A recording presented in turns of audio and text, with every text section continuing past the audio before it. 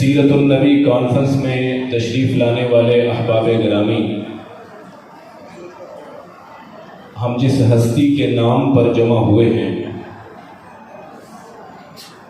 وہ دانائے سبل،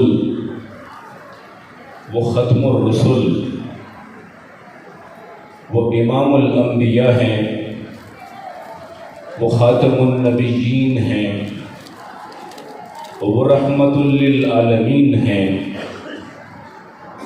وہ کہ جو فاطمہ، زینب، ام کلثوم اور رقیہ کے بابا ہیں، وہ کہ جو حسن و حسین کے نانا ہیں، وہ کہ جو ابو بکر و عمر کے داماد ہیں، وہ کہ جو عثمان و حیدر کے سسر ہیں، وہ کہ جو مکی اور مدنی ہیں، وہ کہ جو قریشی اور ہاشمی ہیں، جن کا نام نامی محمد الرسول اللہ ہے صلی اللہ علیہ وعلی آلہ وصحبہ وبارک وسلم۔ اللہ تعالی نے ان کی ذات سے متعلق ہماری کچھ ذمہ داری لگائی ہے۔ میں چاہوں گا سیرت النبی کے عنوان سے اس کانفرنس میں اللہ کے رسول صلی اللہ علیہ وسلم کے بعض حقوق پر بات کی جائے۔ اللہ فرماتے ہیں فَالَّذِينَ آمَنُوا بِهِ وَعَزَّرُوهُ وَنَصَرُوهُ وَاتَّبَعُوا النُّورَ الَّذِي أُنزِلَ مَعَهُ أُولَئِكَ هُمُ الْمُفْلِحُونَ۔ سب سے پہلا حق یہ ہے کہ حضرت رسول اللہ صلی اللہ علیہ وسلم پر ایمان لایا جائے۔ پہلا حق کیا ہے؟ اونچی بولیں، کچھ نہیں ہوتا، کیا لایا جائے؟ ایمان لایا جائے۔ بڑے کلمہ لا الہ الا اللہ محمد رسول اللہ، ایمان پورا ہمارا انشاءاللہ۔ ایمان کا ایک جزئی کہہ دوں آغاز میں ہی کہ نبی محترم آقا علیہ السلام کی جو صفات ہیں احادیث میں مذکور ہیں، پڑھا کیجئے، تعارف ہوتا ہے، ایمان مضبوط ہوتا ہے، سیرت پڑھا کریں، ایمان مضبوط ہوتا ہے۔ دوسرا حق یہ ہے وَعَزَّرُوهُ، حضرت محمد الرسول اللہ صلی اللہ علیہ وسلم کی عزت کی جائے۔ کیا کی جائے؟ محبت کی جائے، عزت کی جائے، پرسنل ریلیشن، ذاتی تعلق استوار کیا جائے۔ یہ حضرت آقا علیہ السلام کا حق ہے، ان کا حق بنتا ہے۔ چونکہ ہم نے کلمہ پڑھا، چونکہ میں ایمان لایا، میرا حق بنتا ہے کہ میں رسول اللہ سے محبت کروں، ان سے تعلق جوڑوں، ان سے رشتہ بناؤں، میری ان سے نسبت بنے۔ میرے کچھ لگتے ہیں، ان کی امت ہونے پر فخر ہے، قیامت کے دن لواء الحمد کا سایہ چاہتا ہوں، میں ان کے کھلوائے ہوئے دروازے سے جنت کا داخلہ چاہتا ہوں۔ حق بنتا ہے کہ میرا ان سے تعلق بنے، حق بنتا ہے ان سے نسبت جڑے۔ اور میرے بھائیوں، میرے اور آپ کے نبی آقا علیہ السلام سے محبت کیوں ہوتی ہے؟ حسن کی وجہ سے، مال کی وجہ سے، اخلاق کی وجہ سے، کردار کی وجہ سے، اقتدار کی وجہ سے، دنیا کی منفتیں اور کسی کی کوئی بھی خوبی بھا جائے انسان کو محبت ہو جاتی ہے۔ اور اس نبی سے محبت کے لیے رب اکبر نے جتنے اسباب محبت ہو سکتے ہیں وہ سارے اکیلے محمد الرسول اللہ میں ڈال دیے ہیں۔ ان کا کردار اعلیٰ، ان کا اخلاق اعلیٰ، میرے نبی کی نگاہ اعلیٰ، میرے نبی کی زبان اعلیٰ، میرے نبی کے شب و روز اعلیٰ، میرے نبی کے ساتھی اعلیٰ۔ اونچی آواز سے کہہ دیں سبحان اللہ۔ میرے نبی کے احباب اعلیٰ، میرے نبی کی ازواج اعلیٰ، میرے نبی کی زندگی کا لمحہ لمحہ، قدم قدم، لحظہ لحظہ، اللہ کی قسم کائنات کا کوئی انسان اس کا مقابلہ نہیں کر سکتا ہے۔ اور میرے بھائیوں، آقا علیہ الصلوۃ والسلام کے حسن پر ایک دو باتیں بڑا جی کرتا ہے۔ پنجابی خطبہ کثرت سے موجود ہیں۔ حضرت مولانا علی محمد سمسام سب کہیں گے رحمت اللہ علیہ، وہ جب نبی علیہ الصلوۃ والسلام کے چہرے کا نقشہ کھینچتے ہیں، نبی علیہ الصلوۃ والسلام کے حسن مبارک کا تذکرہ کرتے ہیں، میں صدقے سونا مکھڑا، میں صدقے سونا مکھڑا، ذرا دل سے سنیے گا، میں صدقے سونا مکھڑا جگ دیکھنے دا پکھڑا، کہتے ہیں ٹھر جان اکھاں میریاں جو سفنیاں نے گھیریاں، ٹھر جان اکھاں میریاں، اللہ ہم سب کو نبی محترم کا دیدار نصیب فرمائے۔ ٹھر جان اکھاں میریاں جو سفنیاں نے گھیریاں، کوئی چہرے کو تلوار کہے، تلوار دی کوئی دھار کہے، کوئی چند دا چمکار کہے، کوئی بجلی دا لشکار کہے، کوئی چند دا چمکار کہے، میں چند کہاں انصاف نہیں، چند دا تے چہرہ انصاف نہیں۔ میرے نبی کے چہرے پر، اور میرے دادا حضور حضرت شیخ القرآن پنجابی کا ان کا بھی ایک شعر ہے، کہتے ہیں دردی بھکھیاں دا ساکی تسیاں دا، دردی بھکھیاں دا ساکی تسیاں دا، بن کے رحمت للعالمین آیا، سراج منیر بشیر نذیر آیا، رب گھلیا نور مبین آیا، قسم رب دی پوچھ حسین کولوں کائنات تھی ود حسین آیا۔ اور ماہر کہتے ہیں رسول مجتبی کہیے، رسول مصطفیٰ کہیے یا محمد مصطفیٰ کہیے، خدا کے بعد بس وہ ہیں، پھر اس کے بعد کیا کہیے۔ خدا کے بعد مسلک اہل حدیث سن لیجئے، خدا کے بعد بس وہ ہیں، پھر ان کے بعد کیا کہیے۔ شریعت کا ہے یہ اصرار کہ ختم الانبیاء کہیے، محبت کا تقاضا ہے کہ محبوب خدا کہیے۔ اور میرے بھائیوں، وہ احسن منک لم تر قط عین، کاش میں ان کا ترجمہ کما حقہ کر سکتا، وہ احسن منک لم تر قط عین واجمل منک لم تلد النساء، خلقت مبرئا من کل عیب کأنک قد خلقت کما تشاء۔ میرے بھائیوں، رسول اللہ صلی اللہ علیہ وسلم اس قابل بنائے گئے، ان کو کائنات کی ہر خوبی سے مالا مال کیا گیا، ان سے محبت ہو سکے، کی جا سکے، حق ادا ہو سکے۔ اور محبت کیسی، میرے نبی نے یہی کسوٹی رکھ دی، لا یؤمن احدکم حتی اکون احب الیہ من والدہ وولدہ والناس اجمعین۔ لوگوں، کوئی شخص، غور سے سنیے گا بھائیوں، کوئی شخص اس وقت تک مومن نہیں کہلوا سکتا جب تک ماں باپ سے، بہن بھائیوں سے، کل کائنات سے بڑھ کر مجھ محمد سے محبت نہ کرے، اس وقت تک کوئی مومن ہو سکتا نہیں ہے۔ حضرت امام ابن قیم رحمۃ اللہ علیہ کہتے ہیں محبت کے 4 مدارج ہیں، محبت 4 سٹیپ سے ہوتی ہے۔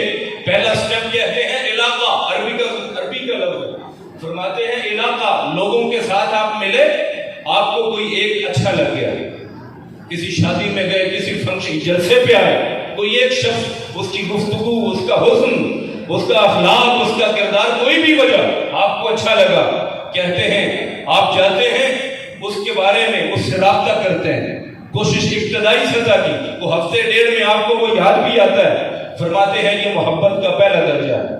دوسرا درجہ فرماتے ہیں، دوسرا درجہ سبابہ، غور سے میرے بھائیوں غور سے سنیے گا، کہا دوسرا درجہ سبابہ کا ہے، جس سے پہلا تعلق بنا تھا نا، وہ اور یاد آنے لگے، اور یاد آنے لگے۔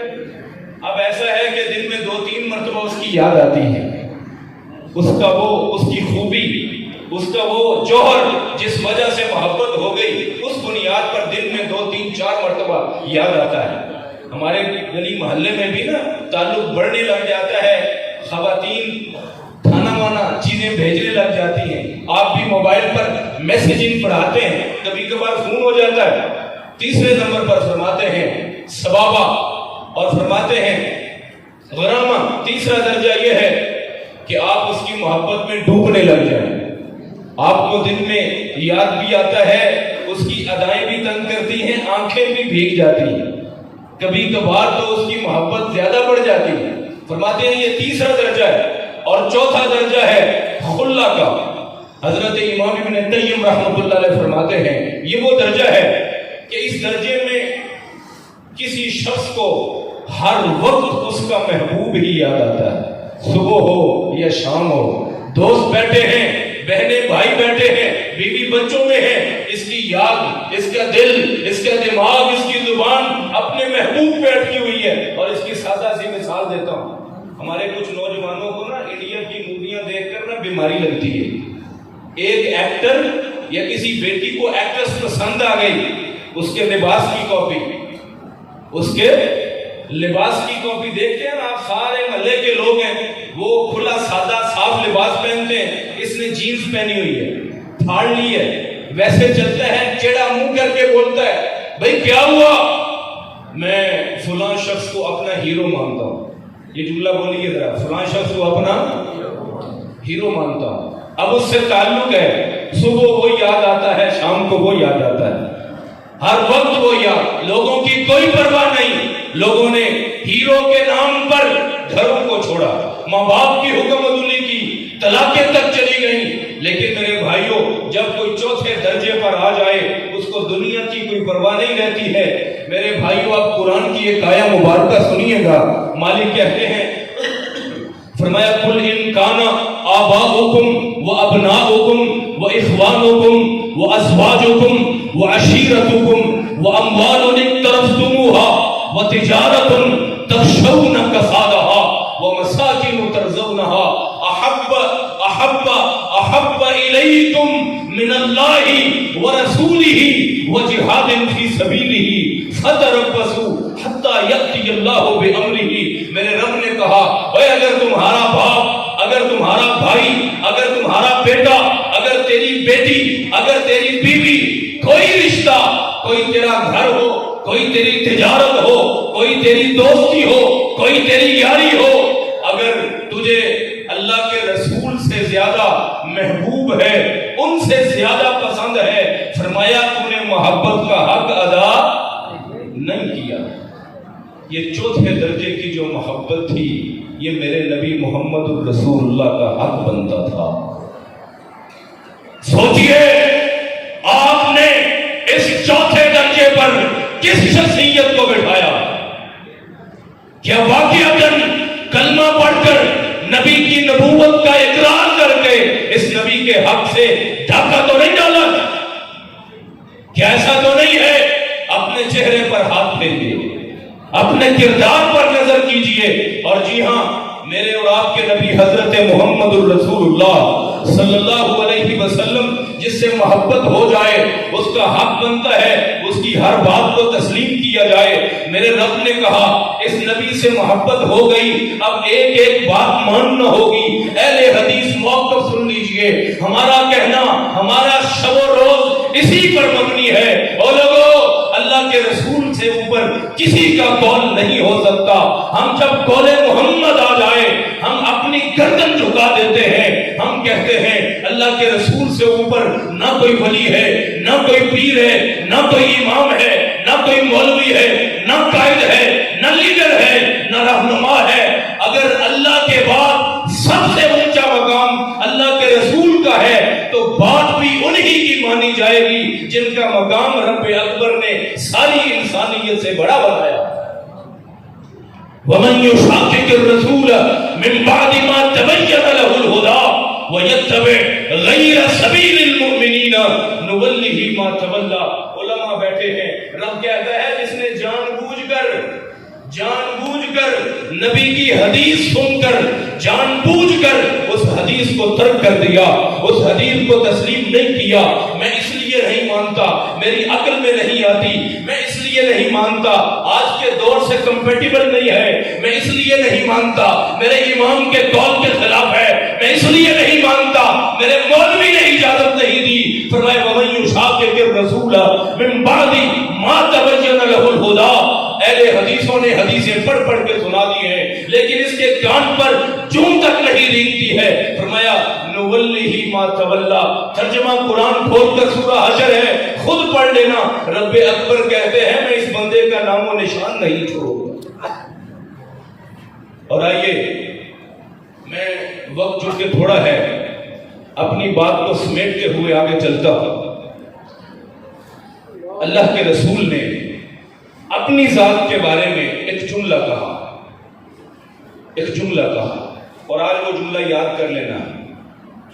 اللہ کے رسول فرماتے ہیں، فرمایا محمد، اونچی آواز سے صلی اللہ، اور اونچی بولے نا، صلی اللہ علیہ وسلم، محمد فرق بین الناس۔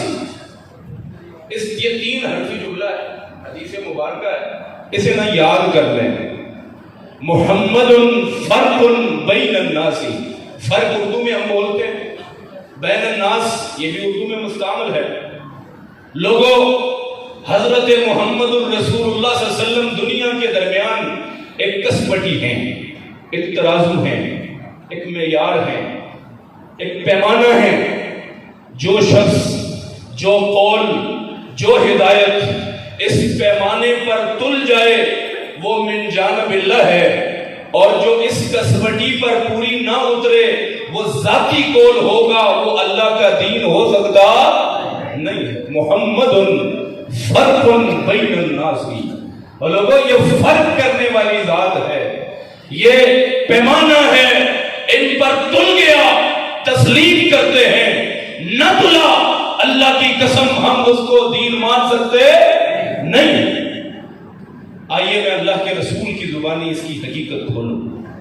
مشہور حدیث ہے، ایک دن حضرت سیدنا عمر رضی اللہ عنہ فرماتے ہیں کہ ہم نے دیکھا نبی علیہ السلام کے درمیان تشریف فرما ہے، سارے صحابہ موجود ہیں، ایک شخص آتا ہے، تفصیلی حدیث میں نہیں جاؤں گا، اختصار کرتا ہوں، نبی علیہ السلام کے ساتھ آ کر بیٹھ گیا اور آ کر کہنے لگا مل اسلام، اے محمد صلی اللہ علیہ وسلم اسلام کیا ہے؟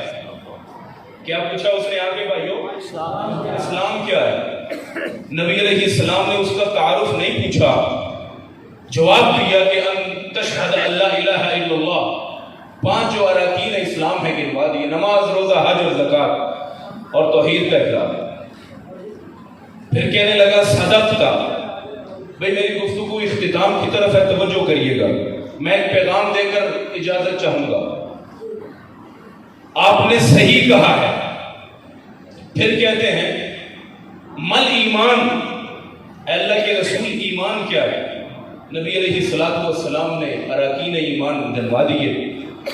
پھر کہتا ہے صدقت، آپ نے سچ کہا، آپ نے سچ کہا۔ پھر پوچھتا ہے کہ اللہ کے رسول احسان کیا ہے؟ پھر قیامت کا پوچھا، نشانیاں بتائی گئی، اٹھ کر چلا گیا۔ حضرت عمر رضی اللہ تعالیٰ عنہ کی نگاہوں میں جو تشویش تھی، نبی علیہ السلام نے بھانپتے ہوئے کہا، عمر جانتے ہیں اتدری من السائل، پتہ ہے یہ کون تھا؟ اللہ کے رسول آپ جانے، آپ کا رب جانے، ہمیں تو نہیں پتا۔ فرمایا انہ جبریل اتاکم یعلمکم دینکم۔ ذرا جملہ سنیے گا، عمر یہ جبریل تھے، انسانی شکل میں آئے تھے، اس لیے آئے تھے کہ آپ کو آپ کا دین سکھا سکے، آپ کو آپ کا دین سکھا سکے۔ اب دین سکھانے کون آیا ہے؟ یار بولیں تو صحیح نا، کون آیا ہے؟ جبریل امین علیہ السلام، سکھانا انہوں نے تھا۔ لیکن ہمارے یہاں بھی جس طرح میں گفتگو کر رہا ہوں، کسی نے آپ سے بات کرنی ہے تو وہ سائٹ پہ کھڑا ہو کے تقریر کر دیتا ہے، گفتگو کر دیتا ہے۔ سکھانے کا تو وہی ایک طریقہ ہے نا، امام صاحب سائٹ پہ بیٹھے ہیں، وہ کھڑے ہو کر گفتگو کر دیتے ہیں۔ سیدنا جبریل امین نے آ کر خود گفتگو نہیں کی ہے، بلکہ اللہ کے رسول سے سوال اور نبی علیہ السلام سے جواب دلوایا ہے۔ حالانکہ سکھانے خود آئے ہیں، سکھانے خود آئے ہیں۔ یہاں سے ایک بات سمجھ آتی ہے کہ جبریل امین کا بھی عقیدہ یہی ہے کہ جب تک کوئی بات اللہ کے رسول کی زبان سے نہ نکلے اس وقت تک دین نہیں ہو سکتا، خواہ خواہ وہ جبریل اپنی زبان سے کیوں نہ کہہ دے، دین تب بنے گا جب حضرت محمد کی زبان سے نکلے گا۔ دین وہ ہے، دین وہ ہے، دین وہ ہے جو اللہ کے رسول کی زبان سے نکلا۔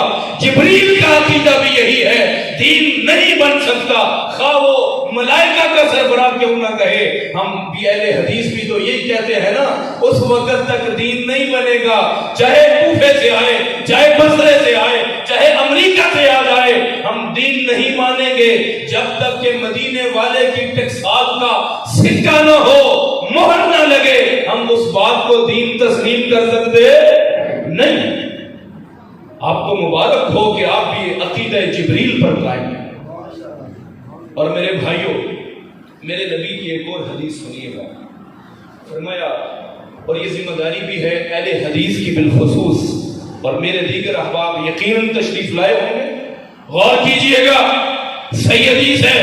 اللہ کے رسول فرماتے ہیں جعل الذل والصغار، جعل الذل والصغار، جعل الذل والصغار علی من خالف امری، جس نے میرا پیغام پہنچ جائے اور جان بوجھ کر میری ذات بات نہیں مانی، میرا حکم نہیں مانا، فرمایا جعل الذل والصغار، اللہ اس بندے کو چھوٹا کر دیتا ہے، اللہ اس بندے کو حقیر بنا دیتا ہے، اللہ اس بندے کو ذلیل کر دیتا ہے، اس بندے کو کبھی عزت مل سکتی نہیں۔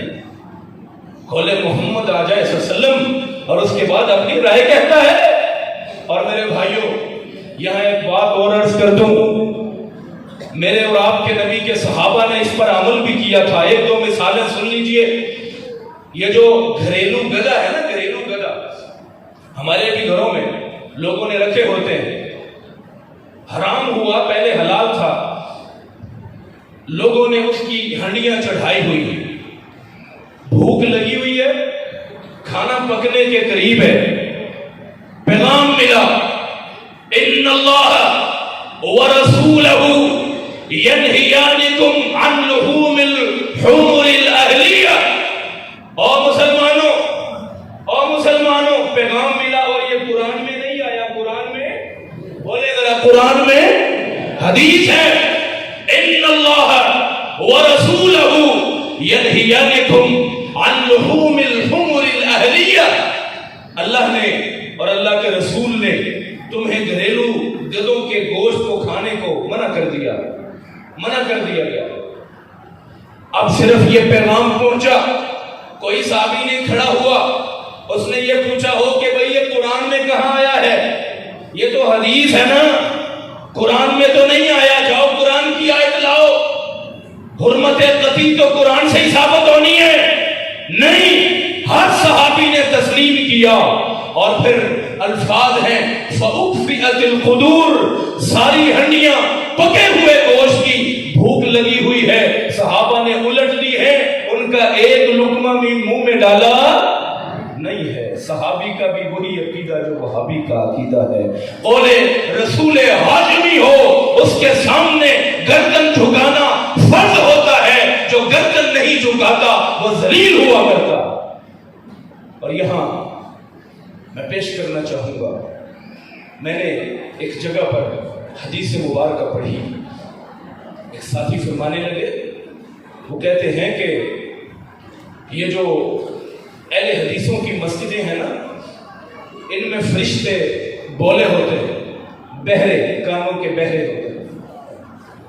کیا ہوا بھائی غیر المغضوب علیہم ولا الضالین، پیچھے سے اونچی آواز سے آمین کہتے ہیں۔ بھئی آہستہ آواز سے مذاق کر رہے ہیں مولوی صاحب، او بھئی آہستہ آواز سے کہہ لو، تمہارے فرشتے گونگے اور تمہارے فرشتے نعوذ باللہ ان کے کان بہرے ہیں۔ یہ اس شخص نے مجھ سے کہا، میں اس شخص کے پاس دست بستہ حاضر ہوا اور کہا، ایک حدیث مبارکہ پڑھی کہ میرے اور آپ کے نبی حضرت محمد رسول اللہ صلی اللہ علیہ وسلم نے فرمایا ہے اذا قال الامام غیر المغضوب علیہم ولا الضالین فقولوا آمین فقولوا آمین من وافق تأمینه تأمین الملائکہ غفر له ما تقدم من ذنبه.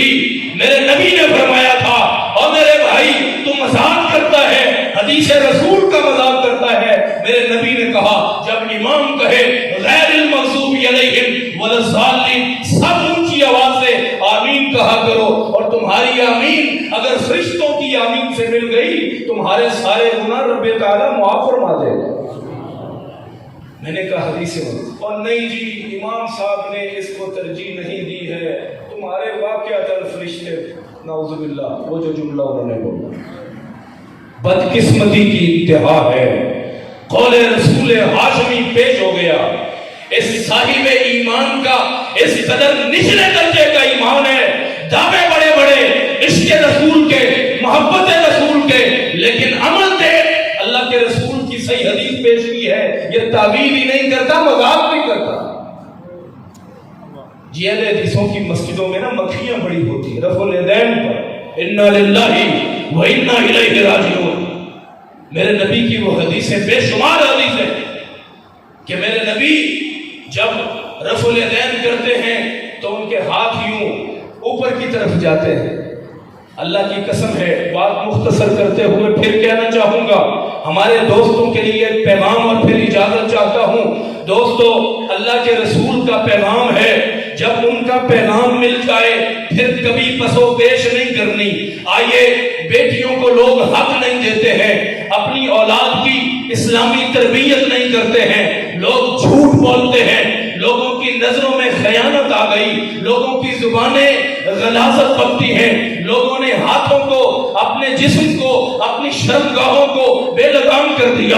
آج کے معاشرے میں ٹی وی کا استعمال دیکھیے، موبائل کا استعمال دیکھیے. اور میرے اہل حدیث بھائیوں صرف یہ حدیثیں غیروں کے لیے نہیں ہیں، تم پر بھی صادق آتی ہیں. سوچئے جس شخص نے اپنی بہن بیٹی کو حق نہ دیا ہو وراثت سے، اپنے باپ کی وراثت کو سلب کر گیا ہو، کل کس منہ سے کہے گا اے اللہ کے رسول آپ کی ایک ایک بات مانتا آیا ہوں. میرے بھائیوں ضرورت ہے اس بات کی آج تجدید عہد کیا جائے جہاں وہ ملزم ہے یہ کہہ کر کہ مکھیاں بڑی ہوتی ہیں، وہاں وہ بھی مجرم ہے جو یہ کہتا ہے بہنوں نے مجھے حصہ معاف کر دیا.